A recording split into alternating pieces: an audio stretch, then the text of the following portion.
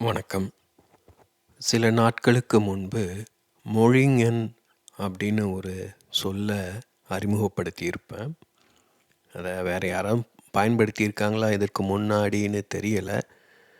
ஆனால் அந்த சொல் சரியாக இருக்கும் போல் தோணுச்சு அப்போது. ஆனால் அந்த சொல்லுமே பார்த்திங்கன்னா ஒரு விதத்தில் குறைபாடு கொண்டது தான். மொழியை பயன்படுத்தும் போது மொழியில் தேர்ச்சி கொண்ட ஒருவரை மொழிஞன்னு சொல்லலாம். ஆனால் மொழியை நாம் எப்போதுமே பயன்படுத்துகிறோமா? கொஞ்சம் யோசித்து பார்க்கணும். நாம் விழித்திருக்கும் நேரங்கள் எல்லாம் மனசில் ஏதாவது ஓடிக்கிட்டு இருக்கும். அது பெரும்பாலும் ஏதாவது வார்த்தைகளாக, ஏதாவது உணர்ச்சிகளாக, நினைவுகளாக இருக்கும். அதை கவனித்த உடனே பார்த்திங்கன்னா மொழி வந்துடும் உடனே. அதுதான் மனதின் ஒரு விசித்திரமான விஷயம். நாம் கவனிக்காத வரைக்கும் அது ஏதாவது பண்ணிக்கிட்டு இருக்கோம். கவனிக்க தொடங்கணும்னா நம்மளுக்கு வார்த்தைகள் வேண்டும். நம்மளை அறியாமல் வார்த்தைகள் வந்துடும். நம்மளை அறியாமல் நம்மளை நாமளே ஜட்ஜ் பண்ண தொடங்குவோம். இது செய்யக்கூடாதே, இது சிந்திக்கக்கூடாதே, இப்படி பண்ணக்கூடாதே, இது இப்படி பண்ணியிருக்கலாம், அப்படி பண்ணியிருக்கலாம்ட்டு ஒரு ஜட்ஜ்மெண்டல் போல் ஒரு உணர்வு உருவாகி உடனே அதை மேம்படுத்த தொடங்குவோம், இல்லை மறுக்க முயற்சிப்போம், மறக்க முயற்சிப்போம். அதாவது நம்முடைய கவனம் அதன் மீதாவது விழுந்துச்சுன்னா உடனே ஒரு செயல் புரியும் விளைவு, ஒரு உந்துதல் நம்மை அறியாமல் நமக்குள்ள நிகழும். அதுதான் அகங்காரத்தின் செயல்னு சொல்லலாம். அது ரொம்ப நுட்பமான விஷயம். திருப்பியும் பொறுமையாக கேட்டு கவனித்து பாருங்கள். அதாவது நம்ம ஏதாவது பாட்டை ஹம் பண்ணிக்கிட்டே இருப்போம். நம்மளுக்கு அது தெரியாது. யாராவது ஒருத்தர் என்ன பாட்டு அதுன்னு கேட்டால் என்ன அப்படின்னு யோசிப்போம். இல்லை நீ இப்போ ஹம் பண்ணிக்கிட்டு நீ அந்த பாட்டை அப்படின்னா அப்போ தான் நம்மளுக்கே அதை பற்றின ஒரு நினைவு வரும். அப்போது நினைவோடு நம்ம ஹம் பண்ண பார்த்தோம்னா அந்த பாட்டை ஹம் பண்ண முடியாது. இந்த அனுபவம் நம்ம பலருக்கும் நிகழ்ந்திருக்கக்கூடும். அதாவது நம்முடைய மனம் அப்படியே இயங்கிக்கிட்டு இருக்கு தன்னியல்பாக. அப்போ மேல் மனம் அந்த மனதோட தொடர்பு கொள்ளவே இல்லை, அதுக்கு தெரியவே இல்லை. திடீர்னு மேல் மனம் கவனத்தில் அது வரும்போது அதுக்கு அந்த புரிதலே நிகழாது. இது நிறைய சமயம் நிகழ்ந்திருக்கலாம். நம்ம மாட்டோடைய பஸ்ஸில் உட்காந்துக்கிட்டே இருப்போம். திடீர்னு பார்த்தா நாம் இறங்க வேண்டிய இடம் வந்திருக்கும்.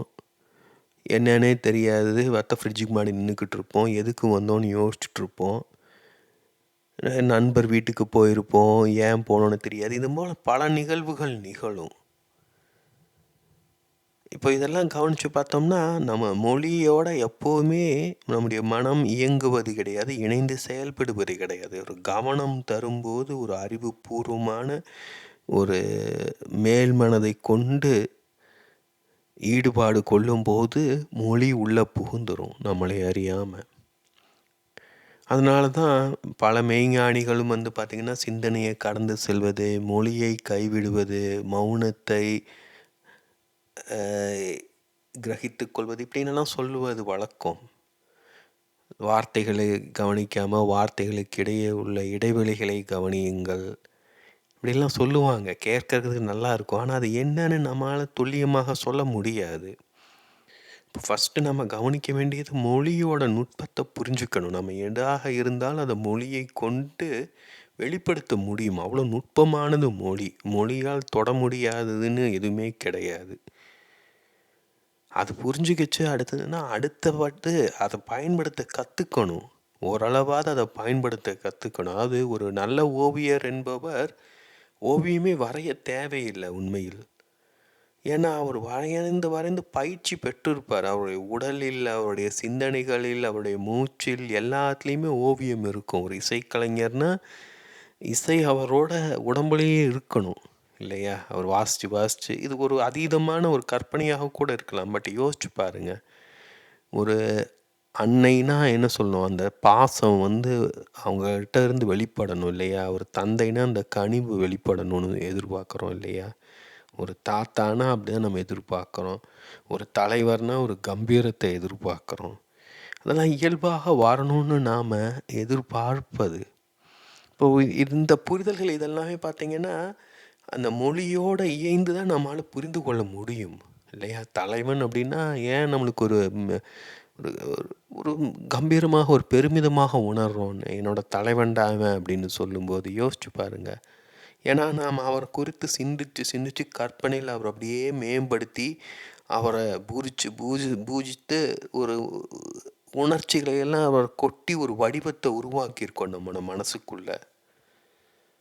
அதுக்கு அது உருவாக்குவதற்கு கற்பனைகள் எல்லாம் வேணும். என்னோட தலைவர் அப்படியே குதிரையில அப்படியே பறந்து வர்றாரு. என்ன சூப்பரா இருக்கு. அவர் சண்டை போடும்போது எல்லாம் அருமையா இருக்கு. அவர் காமெடி பண்ணான்னா எவ்வளோ நக்கலா இருக்கு. லவ் சீன்ல எவ்வளோ ரொமான்டிக்கா இருக்காரு. இல்லையா? அப்படியே கற்பனை, அத வந்து வார்த்தைகள், அப்புறம் வந்து சினிமான்னு வரும்போது பஞ்ச் டயலாகு, மியூசிக்கு அப்படியே ஏத்திட்டு இருக்கோம். உரிமைய மேளம் போட்டு உசுப்பேத்தி, உசுப்பேத்தி ஏத்தி விடுவது போல, நம்ம எல்லாவற்றையுமே பார்த்தீங்கன்னா, ஒரு பிம்பமாக்கிர்றோம். இதுதான் இந்தியாவிலயும், தமிழ்நாட்டிலயும் நடந்துகிட்டு இருக்கிறது. சினிமா அத தான் செய்யுது. நம்ம மொழியையும் அதற்காக தான் பயன்படுத்திக்கிட்டு இருக்கோம். மொழியை கொண்டு அப்படியே கற்பனைகளா உருவாக்கிக்கிட்டு இருக்கோம். கொடுத்து கொடுத்து சிவந்த கரம் இல்லையா? நான் ஆணையிட்டால் அது நடந்து விட்டால். அதெல்லாம் சினிமால பேசுறதுக்கு நல்லா இருக்கு. பாட்டா கேட்கும்போது அருமையாக இருக்கு. நிஜ வாழ்க்கையில் ஆணையிட வேண்டியது தானே! நான் ஒரு தடவ சொன்னா 100 தடவ சொன்ன மாதிரி.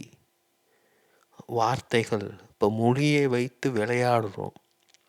இப்போ மொழியில் தேர்ச்சி பெறுவது, மொழியை நுட்பமாக அறிந்து கொள்வது, அது வந்து ஒரு கவிஞனைப் போல மொழிஞன்கிறது ஒரு நல்ல வார்த்தையாக இருந்தாலும், நாம மொழியை பயன்படுத்தும்போது தான் மொழிஞன்னு சொல்ல முடியும்.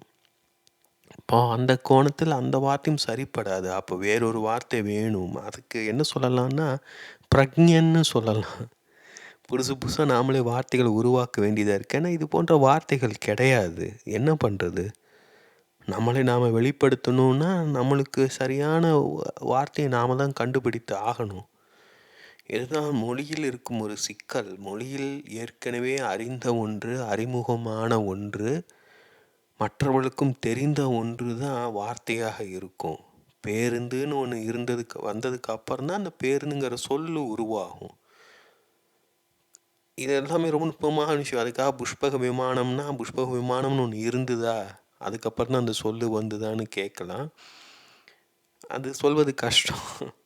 அவர் ஒரு கற்பனையில உருவாகி இருக்கு. அவர் அந்த கற்பனையில் உருவாக்கி அந்த அந்த கருத்தை மற்றவர்களுடைய மனதில பிரதிபலித்திட்டாரு. இல்லையா? அப்படியும் உருவாக்கலாம். அப்படியும் மொழியை பயன்படுத்தலாம். இல்லாத ஒன்றை மொழியின் மூலமாக உருவாக்கி, அதற்கு வந்து உணர்ச்சிகளை, கற்பனைகளை உருவாக்கி, அதற்கு ஒரு பெரிய வடிவம் தந்து, அதையும் மக்கள் மனதில் பரவ விடலாம். கடவுள்ங்கிறதும் அப்படிதானே! கடவுள யாராவது பார்த்தது அதுக்கப்புறம் தான் கடவுள்ங்கிற சொல்லு வந்துச்சா? இல்லையா? கடவுள்ங்கிறது வெறும் கற்பனையா அப்போ? புஷ்பக விமானமும் கடவுளும் ஒண்ணா? ஆனா கடவுள்ங்கிற சொல்லே அழகான சொல் அல்லவா? கடவுள். கடந்து உள்ளே செல்லுங்கிறது தான் அது கடவுள்ங்கிறத குறிக்குது. எவ்வளவு அழகான வரி. வார்த்தை. அப்போ நம்முடைய தேவைகள் உருவாகும்போது, நாம வார்த்தைகளை உருவாக்க வேண்டியதாக இருக்கு. தமிழ் மொழி தேங்கி போய் விட்டதுக்கு ஒரு காரணம் அதுதான். அதாவது தமிழ்ல வந்து நம்ம வேற்று மொழி, வேற்று மரபு, வேறு பண்பாடுகள் குறித்த சிந்தனைகள், புரிதல்கள் எதையுமே நாம கொண்டு வருவதே கிடையாது. தமிழ்லயே நாம ஒழுங்கா கற்றுக்கொள்வது கிடையாது. இப்போ மலர்களில் வந்து பல்வேறு விதமான பருவங்கள் இருக்குன்னு சொல்லி விளக்கியிருக்காங்க. பெண்களுக்கும் அதே போல விளக்கங்கள் தந்திருக்காங்க. அதெல்லாம் சொல்லுறதுக்கு பெருமையா இருக்கு. தமிழின் லகரம் போல. அது யாராவது பெருமையா சொல்லுவாங்களா இன்னைக்கு? யோசிச்சு பாருங்க. ஃப்ரெஞ்சு தெரிஞ்சிருந்தீங்கன்னா, அப்படி ஃப்ரெஞ்சு மொழி ஃபுல்லா அப்படிதான் இருக்கும். லகரத்தில பேசுற மாரியே இருக்கும். ரொம்ப வித்தியாசமான உச்சரிப்புகள கொண்டது. பல மொழிகளும் அதைப்போல இருக்கு. உச்சரிக்கவே முடியாத மொழிகளை கொண்ட மொழிகள்லாம் இருக்கு. அதாவது எழுத்துல அந்த மொழிகள கொண்டு வரவே முடியாது. நெறைய இருக்கு இப்படியெல்லாம். நாம வந்து தமிழின் சிறப்பு ழான்னு சொல்லிட்டு இன்னும் அதை நம்பிட்டு வாழ்ந்துக்கிட்டு இருக்கோம். இப்போ அப்படி புது புதிய விஷயங்களை நம்ம தெரிந்து கொள்ளும் போது தான் நம்மளுடைய அந்த பிரக்ஞை விரிவடையும். இது ஒரு ஆன்மீக கோணத்தில் சொன்னதுன்னா, பிரக்ஞைக்கு என்பது வேறு, தன்னுணர்வு என்பது வேறு. பிரக்ஞை என்பதை அவேர்னஸ்னு சொல்லலாம், தன்னுணர்வு என்பதை கான்ஷியஸ்னஸ்னு சொல்லலாம். தன்னுணர்வு அப்படிங்கும்போது பார்த்திங்கன்னா, அது ஒரு உணர்வு, தான்கிற உணர்வும் சேர்ந்து எழும். நாம் இன்னொன்று தொடும்போது, இன்னொன்று உணரும்போது நம்மை அறியாமல் நாம்ங்கிற உணர்வும் வரும். இதனால் தான் நாம் இன்னொருடைய அணைப்பை, அருகாமையை ரொம்ப விரும்புகிறோம். ஏன்னா இன்னொருவரை நாம் தொடும்போது, உணரும்போது நம்மை அறியாமல் நாம் நம்மை உணர்கிறோம். இன்னொருவர் தொடுவதில் ஆர்வம் கொள்வதாக இருந்தோம்னா, இன்னொருடைய தொடுகைக்கு ஏங்குபவராக இருந்தோம்னா என்ன அர்த்தம்னா, நம்முடைய உடல் தொடுகையை விரும்புது, ஏங்குதுன்னு அர்த்தம். அது தன்னை உணர விரும்புது. அது எப்படி தன்னைத்தானே உணர்ந்து கொள்ள முடியும்? வேறு யாராவது தொடுவதன் மூலமாக தான் உணர்ந்து கொள்ள முடியும். நீங்கள் கிச்சு கிச்சு மூட்டுறதே பார்த்தீங்கன்னா, நம்மளுக்கு நாமளே கிச்சு கிச்சு பண்ணிக்க முடியாது. ஏன்னா நம்ம கிச்சு கிச்சு பண்ணும்போதே நம்முடைய ஆள் மனதுக்கு தெரியும், நாம தான் தொடுவது அந்த இடத்த அப்படின்னு. அதனால் சிரிப்பு வராது. இப்போ வேறொருவர் தொட்டால் தான், ஏன்னா நம்முடைய ஆள் மனதுக்கு தெரியாது அவர் எங்கே தொடுவார், எப்போ தொடுவாருன்னு. அப்போ தான் அந்த கிச்சு கிச்சு அந்த உணர்வே நம்மளுக்கு வரும். இப்போ தன்னுணர்வுங்கிறது அதுதான். ஏதாவது உன்னோட தொடர்பு இருக்கணும். அந்த தொடர்புங்கிறது ஐம்புலன்கள் அல்லது ஆறாம் புலனான எண்ணம் மூலமாக ஏதோ ஒரு சிந்தனை, ஏதோ ஒன்று தொடர்பு இருக்கணும். கொஞ்சம் யோசிச்சு பாருங்கள். இனிப்பை ருசிக்கும் போது நாம் மகிழ்ச்சியாக உணர்றோம். ஏன்னா அந்த இனிப்பின் மூலமாக நாம் உயிருடன் இருப்பது நம்மளுக்கு தெரிய வருது. ஒவ்வொரு சுவையும் அதனால தான் நம்ம விரும்புகிறோம். ஒவ்வொரு சுவையும் ருசிக்கும் போது உண்மையில் நம்மை ருசிக்கிறோம். அதனால தான் அழகான விஷயங்கள் நம்மளுக்கு பிடிச்சிருக்கு, நறுமணமான விஷயங்கள் பிடிச்சிருக்கு. இயல்பாகவே ஒழுங்கின் மீது நமக்கு ஆர்வம் இருக்குது. இயற்கையில் பார்த்திங்கன்னா ஒரு ஒழுங்கு இருக்குது. ஒரு குழந்தையிடம் இயல்பாகவே ஒரு ஒழுங்கு இருக்கும். நாம் தான் அதையெல்லாம் குலைக்கிறோம். ஒரு பறவை எடுத்துக்கிட்டிங்க, மிருகம் எடுத்துக்கிட்டிங்கன்னா, அது இயல்பாகவே ஒரு ஒழுங்குத்தன்மையோடு தான் வாழும். பருவங்களுக்கு ஏற்றாற்போல் தன்னுடைய வாழ்க்கையை ஒழுங்குபடுத்தி கொள்ளும். மனிதன் தான் அறிவை கொண்டு தன்னை ஒழுங்குபடுத்தி கொள்ள வேண்டிய நிலைக்கு தள்ளப்படுறான். அப்போது அறிவு என்பது பிரக்ஞை கிடையாது. அறிவு என்பது தன்னுணர்வும் கிடையாது. உணர்வு என்பது உணர்றது, அவ்வளவுதான். நான் தொடுறேன், அவ்வளவுதான். இதை தொடுறது யார்? அந்த தொடுகை சரியான தொடுகையா, தவறான தொடுகையா, இந்த இடத்துல இந்த நேரத்தில் தொடுவது சரியா, இப்படியெல்லாம் அடுத்து நாம் இதை விரித்து கொண்டு போய் அதை ஒரு பெரிய பிரச்சனையாக்கலாம், ஒரு மாரல் இஷ்யூவாக்கலாம். இல்லை அதை ஒரு கவிதை புனைந்து காதலாக்கி, காமமாக்கி என்ன வேண்டுமானாலும் செய்யலாம். தொடுகை என்பது உணர்வு, அது தன்னுணர்வை தருது. ஸோ பிரக்ஞை, தன்னுணர்வு, கான்ஷியஸ்னஸ், அவேர்னஸ், இதோட முடிஞ்சிச்சு. ஆன்மீகம்ங்கிறது இது இவ்வளவு தான். அப்போது இதை மேலே கொண்டு அதை அதுக்கு பெயிண்ட் அடித்து, ஆடை அணிவித்து, மியூசிக்கை போட்டு, ட்ராமா ஆட வைக்கிறதெல்லாம் நாம் அகங்காரம் செய்யும் செயல். கொஞ்சம் யோசிச்சு பாருங்கள். தன்னை உணரும் ஒருவன், தன்னை அறியும் ஒருவன் தனிமையை தேடி செல்வான். ஏன்னா மற்றவர்களோட எந்த அளவுக்கு தொடர்பு இருக்கோமோ அந்தளவு நாம் இழந்து விடுவோம், நம்மளை நாம் அறிந்து கொள்ள முடியாது. அப்போ தனிமையில் இருக்கும்போது என்ன ஆகுது? தன்னை மாத்திரம் உணர்றோம். ஏதாவது காற்றடிக்கும், குளிரும், அதையெல்லாம் பொறுத்து பழக்கரிச்சிட்டு அப்படியே உட்காந்துக்கிட்டே இருக்கோம். மனதில் ஏதாவது எண்ணங்கள் வரும், ஆசைகள் வரும், வீட்டை பற்றின ஏக்கம் வரும், கவலைகள், கேள்விகள், குழப்பங்கள். அது எதுவுமே நாம் கிடையாது. நாம் எதையெல்லாம் கவனிக்கிறோமோ, எதையெல்லாம் உணர்றோமோ அது எதுவுமே நாம் கிடையாது. அப்போ அதையெல்லாம் அப்படியே எழுவதை, மறைவதை அப்படியே கவனிச்சுக்கிட்டே இருக்கணும். அலைகள் எழுந்து அடங்குவதை கவனிச்சுக்கிட்டே இருக்கணும். அதுதான் பிரக்ஞை.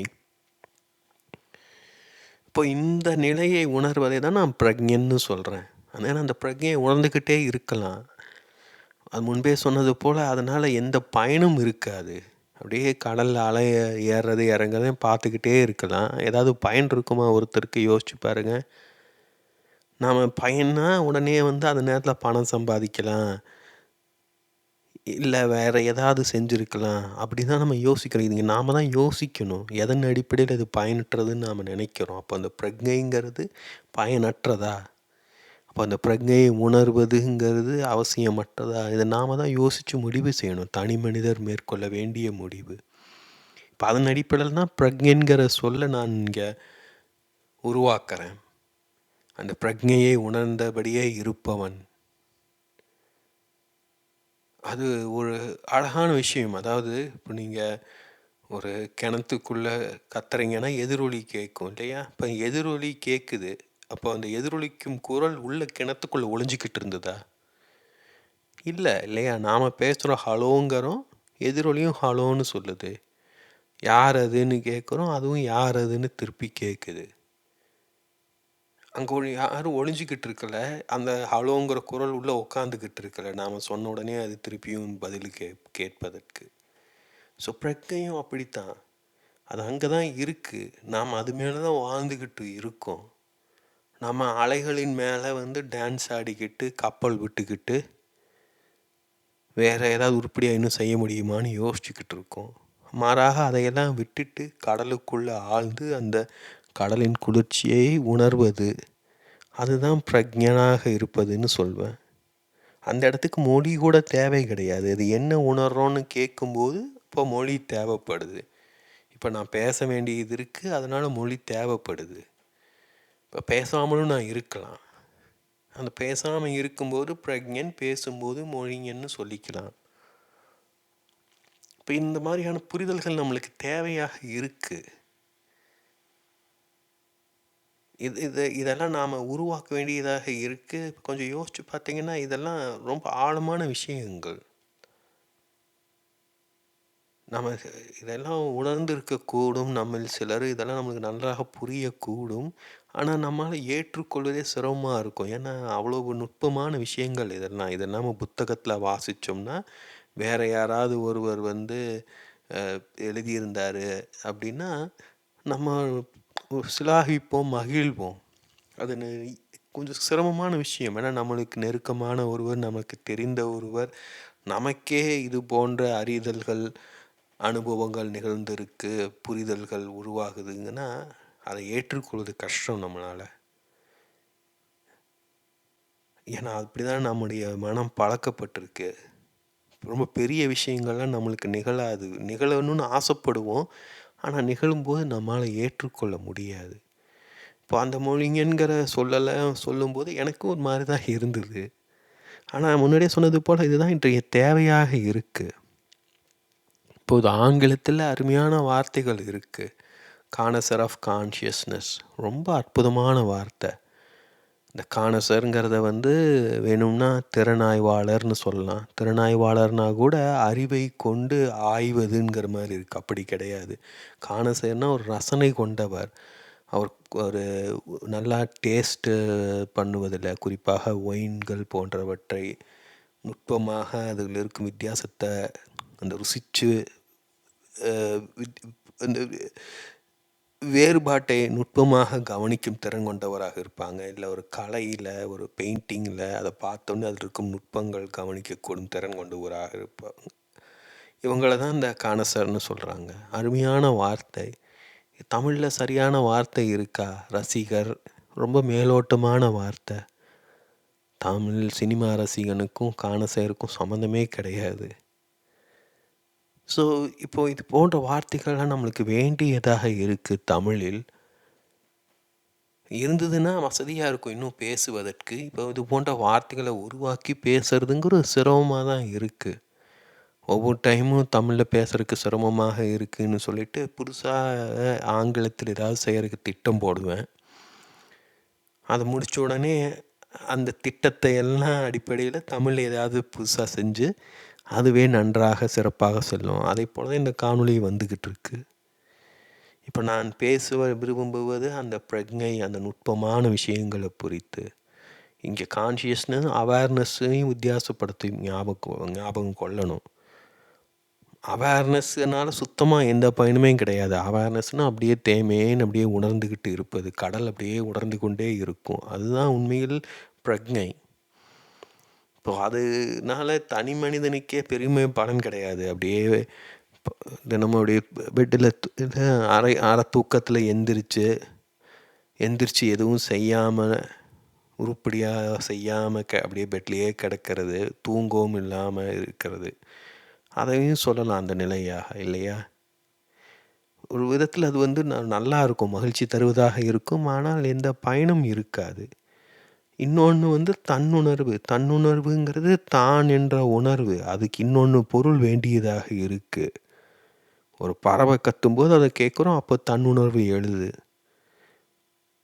கால் மரத்து போனது போல உணர்றோம், உடனே தன்னுணர்வு எழுது. இந்த இரண்டுக்கும் இடைப்பட்ட நிலை, எதையுமே உணராத ஒரு நிலை, அதுவாகவே நாம் இருந்த அந்த பிரக்ஞை நிலை, அதுக்கும் திடீர்னு கால் மரத்து போனதை உணர்றதுக்கும், செல்ஃபோன் அடிக்கிறத கேட்கறதுக்கும் இடையில ஒரு நிலை இருக்கும் இல்லையா? நான் அந்த நிலையை தான் குறிப்பிட விரும்புகிறேன். அது வந்து ஒரு அழகான நிலை. அது வந்து எப்படின்னா, நம்ம கடலை பார்க்குறோம், கடல் அப்படியே அமைதியாக இருக்கிற மாதிரி தான் இருக்குது. அலைகள் தெரியுது, மற்றபடி அமைதியாக இருக்குனாலும் கடலுக்குள்ள ஒரு நீரோட்டம் இருந்துக்கிட்டே இருக்கும். குளிர்ச்சியான நீர் வந்து சூடான நீரை நகர்ந்து கொண்டே இருக்கும். இது நம்மால் உணர முடியாது, கடலில் வாழும் உயிரினங்கள் உணரும். காற்றிலும் அது போன்ற அந்த காற்றோட்டம் இருக்குது. அதன் அடிப்படையில் தான் கழுகுகள் வந்து காற்றில் ஒரே இடத்துல மிதந்து கொண்டு இருக்கின்றன, எந்த முயற்சியுமே செய்யாமல். அதை போன்றதான் சொல்லுவேன். அது வந்து ஒரு முழுமையான கான்ஷியஸ்னஸும் கிடையாது. ஏன்னா அங்கே எதையுமே நீங்கள் கான்ஷியஸாக இருக்கணுங்கிறது கிடையாது. ஆனால் இந்த காற்றோட்டத்தை உணர்ந்து கொண்டே இருக்கணும். அதே சமயம் நம்ம வேறு எதுலேயும் அதிகப்படியான கவனம் செலுத்த வேண்டியது கிடையாது. தொட்டில் தூங்கிட்டும் இருக்கிறது கிடையாது, இல்லையா?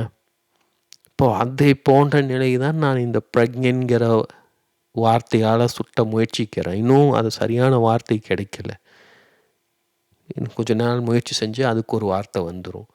இப்போ இந்த உணர்வுகளை கவனிங்க. இந்த வார்த்தைகள் உருவாக்கும் இந்த உணர்வுகள், அவை எல்லாமே ஒரு வைப்ரேஷனை சுட்டி காட்டும், இல்லையா? நம்ம வளவளான்னு பேசிக்கிட்டே இருக்கோம்னா மனம் அலைஞ்சிக்கிட்டே இருக்குது, அது ஒரு வைப்ரேஷன், இல்லையா? ஒரு அமைதியாக ஒரு பாட்டை கேட்குறோம், ஒரு இசையை கேட்குறோம், அது ஒரு வைப்ரேஷன். இப்போது இந்த தூய பிரக்ஞை நிலையில் ஒரு வைப்ரேஷன் இருக்குது, இல்லையா? இதுதான் உச்சகட்ட வைப்ரேஷன் நிலைன்னு சொல்லலாம், அதிர்வு நிலைன்னு சொல்லலாம்.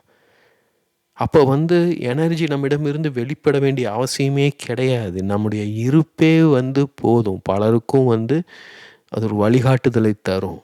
அது சொல்வது ரொம்ப கஷ்டம். இதை நானும் உணரணும். இன்னும் வார்த்தைகளாக தான் சொல்கிறேன், இன்னும் நான் முழுமையாக உணரலை இதை. ஆனால் இப்படி தான் ஒவ்வொன்றா நிகழும். நான் முன்னாடியே சொல்லியிருக்கேன் பல இடங்களில். முதல்ல எனர்ஜெட்டிக்கலாக இந்த புரிதல்கள் நிகழும், அப்புறம் மனதின் மூலமாக நிகழும், அப்புறம் உடலின் மூலமாக நிகழும். இப்போ மனதின் மூலமாக இதெல்லாம் வெளிப்படுத்த முடிஞ்சுது. அப்புறம் நாளாக வட்டத்தில் உடலின் மூலமாக அதை உணர முடியும். இப்போது இந்த வார்த்தைகளை புரிஞ்சுக்கோங்க, இதை உள்வாங்கிக் கொள்ளுங்கள். இதன் மாதிரி வார்த்தைகள் இல்லாமல் பேசுகிறது ரொம்ப சிரமமாக இருக்குது. வர வர பல புதிய திட்டங்கள் நிறைய தோணுது, ஆனால் எதுவுமே மனசுக்கு ஆறுதல் தருவதாக, போதுமான அளவு ஆழமானதாக இல்லை. இது வந்து ஒரு அழகான ஒரு படம். இந்த புரிதல் வந்து ரொம்ப அழகானது. கான்சர் ஆஃப் கான்ஷியஸ்னஸ்ங்கிறது. நான் என்னை பற்றி துல்லியமாக என்னை வெளிப்படுத்தும் சொல்லுன்னு சொல்லுவேன் இதை.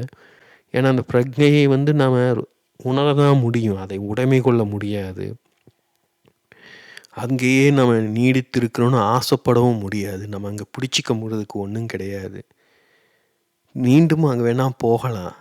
அதுதான் ஒரு கழுகு வந்து ஒரு இடத்துல மிதக்குது, ஆஹா நல்லா இருக்கே இதுன்னு நினைக்கும்போது அது கீழே சரிஞ்சு வந்துடுது. திருப்பி அந்த இடத்துக்கு போகணுன்னா அது எப்படி போக முடியும்? யோசிச்சு பாருங்கள். முயற்சி செஞ்சு எவ்வளோ அடி கீழே வந்தாலும் ஏற முடியுமா? கடவுளை வேண்டுனா கடவுள் கொண்டு போய் விட்டுருவாரா? இல்லையா? அது ஒரு முயற்சி வேண்டியது இருக்குது, முயற்சியும் இல்லாமல் வேண்டியதாக இருக்குது. நினச்சுடனே நடக்காது. அது ஒரு ட்ரையல் அண்ட் எரர் போல் அங்கே இங்கேயும் இப்படி நகரும்போது காற்று மேலே இங்கேயும் இழுத்து அங்கே இங்கேயும் அசைச்சு அது திருப்பியும் அந்த இடத்துக்கு போகக்கூடும். அவ்வளோதான் வாழ்க்கை. அதுதான் பிரக்ஞை நிலை. அந்த நிலையில் இருப்பது தான் பிரக்ஞனாக இருப்பதுங்கிறது. நான் முன்வைப்பதெல்லாம் அதுதான். உண்மையில் அங்கிடத்தில் மௌனம் கூட கிடையாது. அது என்ன இருக்குன்னு யோசிச்சு பாருங்க. அந்த நிலையில் என்ன இருக்கும்? அது நம்ம கழுகு ஓமையாக சொல்லும்போது நம்ம கண்ணுக்கு தெரிகிற ஓமையை சொல்கிறோம். அந்த கழுகு மிதந்துட்டு இருக்கிறத போல தான் விண்ணில் கிரகங்கள் மிதந்துக்கிட்டு இருக்கு, நட்சத்திரங்கள் மிதந்துக்கிட்டு இருக்குன்னு சொல்லலாமா? அவள் எப்படி அந்த ரிதத்தை கண்டுபிடிச்சின? கழுகு அந்த இடத்த கண்டுபிடிச்சதை போல் நான் கழுகுனாலும் திருப்பியும் கூட்டுக்கு வர வேண்டியதாக இருக்குது. உணவுக்கு வேணும், அதுக்காக கீழே இறங்க வேண்டியதாக இருக்குது. ஒரு கிரகமோ ஒரு நட்சத்திரமோ தன்னுடைய நிலையை விட்டு நகர தேவை கிடையாது இல்லையா? அப்போது அது எப்படி அந்த இடத்துக்கு கொண்டு போயிருக்கும்? அதுக்கு ஒரு நுட்பமான பிரக்ஞை இருக்குதுன்னு சொல்லலாமா? ஸோ முன்னாடியே சொன்னது போல் வைப்ரேஷன் பிரக்ஞை நிலை அதிகரிக்க அதிகரிக்க அந்த வைப்ரேஷன் குறைஞ்சிக்கிட்டே போகும். நிறைகுடம் நீர் தழும்பல் இல். குடம் நிறையாமல் இருந்துன்னா சலசலத்துக்கிட்டே இருக்கும். உள்ளுக்குள்ளே எவ்வளோ வெறுமை இருக்கோ அவ்வளோ பிரம்மாண்டமாக நம் நடிப்பு இருக்கும். இது கார்ல் யூங் சொல்லும் வரி. நாம் நம்மளை பற்றி பயங்கரமாக பிரம்மாண்டமாக வெளிப்படுத்தி கொள்கிறோம். நான் யார் தெரியுமா அப்படின்னு பேசுகிறோம் அப்படின்னா நம்ம உள்ளுக்குள்ளே ஒரு வெற்று பெருங்காய டப்பாவாக உணர்கிறோன்னு பொருள். நம்ம எவ்வளோ வெறுமையாக இருக்குமோ அவ்வளோ சத்தம் அதிகமாக இருக்கும். இப்போ இதை எல்லாமே நாம் கவனிக்கணும். நாம் சத்தத்தை தான் கவனிக்கிறோம். வார்த்தைகள் உருவாக்கும் சத்தத்தை, அதன் பின்னாடி இருக்கும் உணர்ச்சிகளை கவனித்து சின்ன குழந்தைகளவோ ஊன்னு கத்திக்கிட்டு இருக்கோம். அது கிடையாது. வார்த்தைகள் உணர்வுகளை ஏற்படுத்தும், அதிர்வுகளை ஏற்படுத்தும். இப்போ இந்த வார்த்தைகளில் ஒரு மென்மையான அதிர்வு இருக்குது. இப்போ அந்த அதிர்வு உங்களால் உணர முடிஞ்சிச்சுன்னா நீங்கள் அந்த பிரக்ஞை நிலைக்கு ஒரு சில கணங்களாவது சென்று போயிருப்பீங்க கண்டிப்பாக. அதுதான் அந்த வார்த்தைகளுக்கு இடையே இருக்கும் அந்த இடைவெளி. இந்த வார்த்தைகள் தான் இந்த காற்றோட்டம் போல. இப்போ அந்த கழுகு அந்த வார்த்தைகளை பிடிச்சிக்கிட்டு அப்படியே மேலே உயரத்தில் சென்று கொண்டே இருக்கலாம். ஆனால் அந்த காற்றோட்டம் இறங்கும்போது அந்த கழுகு அந்த இடத்துல கிளைடு பண்ண மிதக்க கற்றுக்கிட்டு இருக்கணும். அதுதான் உண்மையான திறன். அந்த திறனை வார்த்தைகள் தராது. அந்த திறனை வளர்த்து கொள்ள வார்த்தைகள் உதவக்கூடும். இது போன்ற வார்த்தைகளை நீங்கள் கேட்கும்போது, நுட்பமாக புரிந்து கொள்ளும்போது நீங்கள் மேலே மேலே உயர்ந்து கொண்டே செல்வீர்கள்.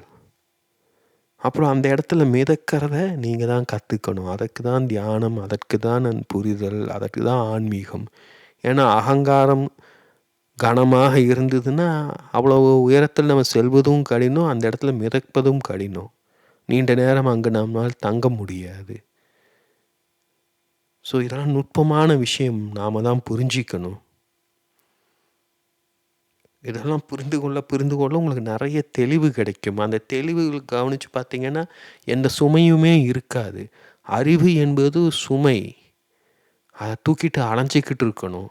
மாறாக இது போன்ற புரிதல்கள் உருவாக்கும் தெளிவு சுமையாக கிடையாது. கொஞ்சம் கவனித்து பாருங்கள். ஒரு இடம் இருளாக இருக்குன்னா ஜன்னலெல்லாம் மூடி வச்சுருப்போம், நிறைய பொருள்கள் கிடக்கும், அதனால தான் அது இருளாக இருக்கும் இல்லையா?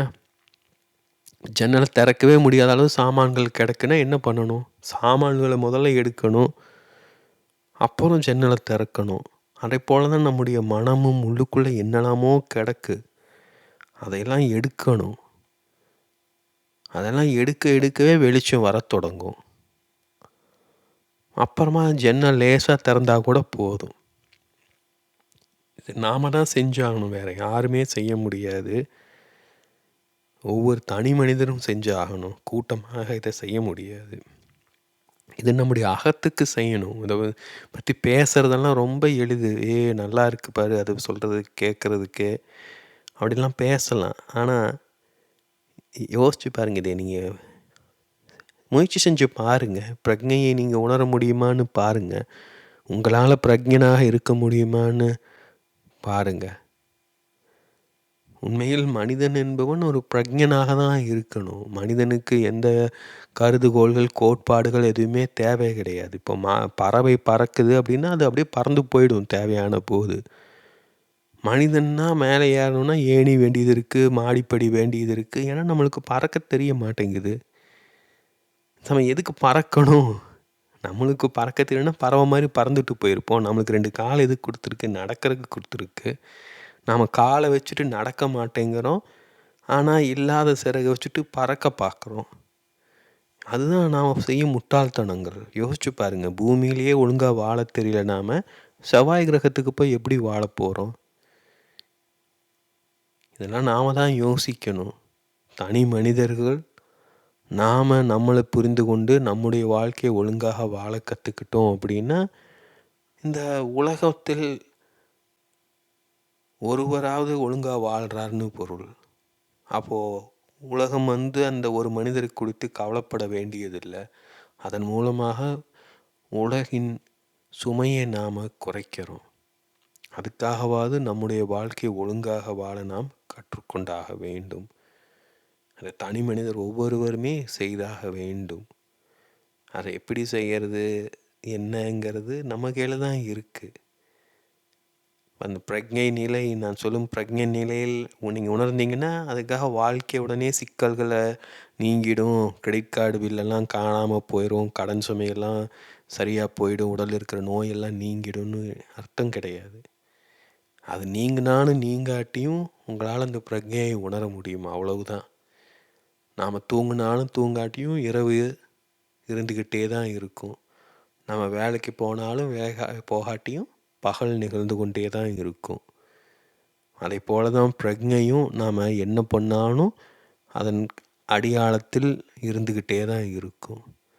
நம்மளுக்கு தேவைன்னா அப்பப்போ அதை போய் அந்த நிலையை உணர்ந்துட்டு நாம் யார் என்பதை அறிந்து கொண்டு மீண்டும் இந்த வாழ்க்கையை வாழலாம். இல்லை நம்மளுக்கு எப்படி தோணுதோ அப்படி செய்யலாம். இதுதான் சரி, இதுதான் தவறுன்னு யாரும் எதுவுமே சொல்ல முடியாது. ஏன்னா நம் வாழ்க்கை நம் தேர்வு, நம் வாழ்க்கை நம் பொறுப்பு.